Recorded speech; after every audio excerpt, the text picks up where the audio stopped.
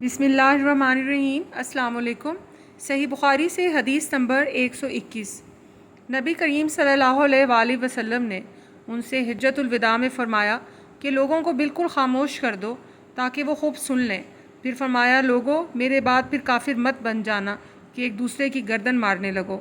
صحیح بخاری سے حدیث نمبر 122۔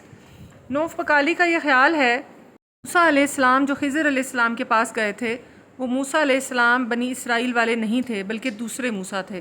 یہ سن کر ابن عباس رضی اللہ عنہ بولے کہ اللہ کے دشمن نے جھوٹ کہا ہے۔ ہم سے ابھی ابن کعب رضی اللہ عنہ نے رسول اللہ صلی اللہ علیہ وآلہ وسلم سے نقل کیا کہ ایک روز موسیٰ علیہ السلام نے کھڑے ہو کر بنی اسرائیل میں خطبہ دیا تو آپ سے پوچھا گیا کہ لوگوں میں سب سے زیادہ صاحب علم کون ہے؟ انہوں نے فرمایا کہ میں ہوں۔ اس وجہ سے اللہ کا غصہ ان پر ہوا کہ انہوں نے علم کو خدا کے حوالے کیوں نہ کر دیا۔ تب اللہ نے ان کی طرف وحی بھیجی کہ میرے بندوں میں سے ایک بندہ دریاؤں کے سنگم پر ہے جہاں فارس اور روم کے سمندر ملتے ہیں، وہ تجھ سے زیادہ عالم ہے۔ موسیٰ علیہ السلام نے کہا، اے پروردگار، میری ان سے ملاقات کیسے ہو؟ حکم ہوا کہ ایک مچھلی زنبیل میں رکھ لو، پھر جہاں تم اس مچھلی کو گم کر دو گے تو وہ بندہ تمہیں وہیں ملے گا۔ تب موسیٰ علیہ السلام چلے اور ساتھ اپنے خادم یوشع بن نون کو لے لیا اور انہوں نے زنبیل میں مچھلی رکھ لی۔ جب ایک پتھر کے پاس پہنچے دونوں اپنے سر اس پر رکھ کر سو گئے اور مچھلی زنبیل سے نکل کر دریا میں اپنی راہ بناتی چلی گئی، اور یہ بات موسیٰ علیہ السلام اور ان کے ساتھی کے لیے بےحد تعجب کی تھی۔ پھر دونوں باقی رات اور دن میں جتنا وقت باقی تھا چلتے رہے۔ جب صبح ہوئی موسیٰ علیہ السلام نے خادم سے کہا، ہمارا ناشتہ لاؤ، اس سفر میں ہم نے کافی تکلیف اٹھائی ہے۔ اور موسیٰ علیہ السلام بالکل نہیں تھکے تھے، مگر جب اس جگہ سے آگے نکل گئے جہاں تک انہیں جانے کا حکم ملا تھا تب ان کے خادم نے کہا، کیا آپ نے دیکھا تھا جب ہم صخرہ کے پاس ٹھہرے تھے تو میں مچھلی کا ذکر بھول گیا۔ بقول بعض صخرہ کے نیچے آب حیات تھا، وہ اس مچھلی پر پڑا اور وہ زندہ ہو کر بقدرت الہی دریا میں چل دی۔ یہ سن کر موسیٰ علیہ السلام بولے کہ یہی وہ جگہ ہے جس کی ہمیں تلاش تھی۔ تو وہ پچھلے پاؤں واپس ہو گئے۔ جب پتھر تک پہنچے تو دیکھا کہ ایک شخص کپڑا اوڑھے موجود ہے۔ موسیٰ علیہ السلام نے انہیں سلام کیا۔ خضر علیہ السلام نے کہا کہ تمہاری سرزمین میں سلام کہاں؟ پھر موسیٰ علیہ السلام نے کہا کہ میں موسیٰ علیہ السلام ہوں۔ خضر بولے کہ بنی اسرائیل کے موسیٰ؟ انہوں نے جواب دیا کہ ہاں۔ پھر کہا کہ کیا میں آپ کے ساتھ چل سکتا ہوں تاکہ آپ مجھے ہدایت کی وہ باتیں بتلاؤ جو خدا نے خاص آپ ہی کو سکھائی ہیں؟ خضر علیہ السلام بولے کہ تم میرے ساتھ صبر نہیں کر سکو گے۔ اے موسیٰ، مجھے اللہ نے ایسا علم دیا ہے جسے تم نہیں جانتے، اور تم کو جو علم دیا ہے اسے میں نہیں جانتا۔ اس پر موسیٰ علیہ السلام نے کہا کہ خدا نے چاہا تو آپ مجھے صابر پاؤ گے، اور میں کسی بات میں آپ کی نافرمانی نہیں کروں گا۔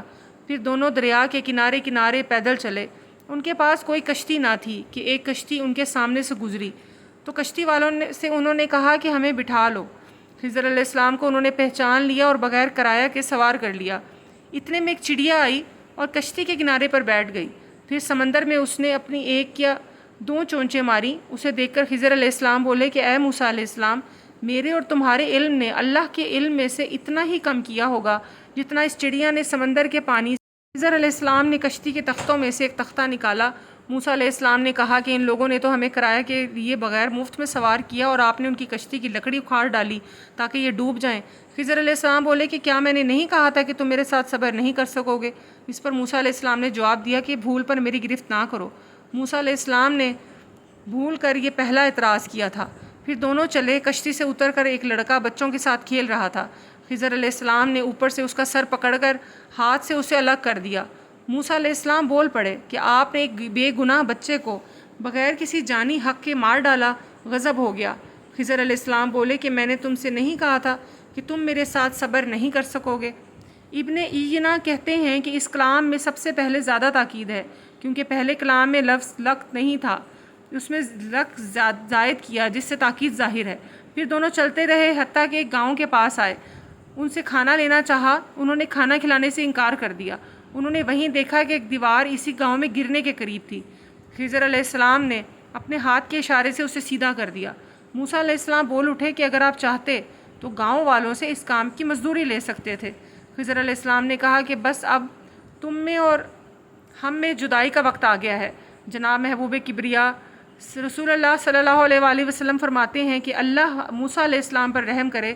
ہماری تمنا تھی کہ موسیٰ علیہ السلام کچھ دیر اور صبر کرتے تو مزید واقعات ان دونوں کے بیان ہوتے، مگر حضرت موسیٰ علیہ السلام کی عجلت نے اس علم لدنی کے سلسلہ کو جلد ہی منقطع کر دیا۔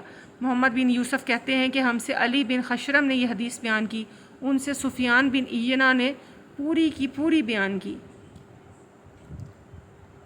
صحیح بخاری سے حدیث نمبر 123۔ ایک شخص رسول اللہ صلی اللہ علیہ وآلہ وسلم کی خدمت اقدس میں حاضر ہوا اور اس نے عرض کیا کہ یا رسول اللہ کی راہ میں لڑائی کی کیا صورت ہے؟ کیونکہ ہم میں سے کوئی غصہ کی وجہ سے اور کوئی غیرت کی وجہ سے جنگ کرتا ہے۔ تو آپ نے اس کی طرف سر اٹھایا، اور سر اسی لیے اٹھایا کہ پوچھنے والا کھڑا ہوا تھا۔ پھر آپ صلی اللہ علیہ وآلہ وسلم نے فرمایا، جو اللہ کے کلمے کو سربلند کرنے کے لیے لڑے وہ اللہ کی راہ میں لڑتا ہے۔ صحیح بخاری سے حدیث نمبر 124۔ میں نے رسول اللہ صلی اللہ علیہ وآلہ وسلم کو رمی جمار کے وقت دیکھا۔ آپ سے پوچھا جا رہا تھا تو ایک شخص نے عرض کیا، یا رسول اللہ میں نے رمی سے قبل قربانی کر لی۔ آپ صلی اللہ علیہ وآلہ وسلم نے فرمایا، اب رمی کر لو، کچھ حرج نہیں ہوا۔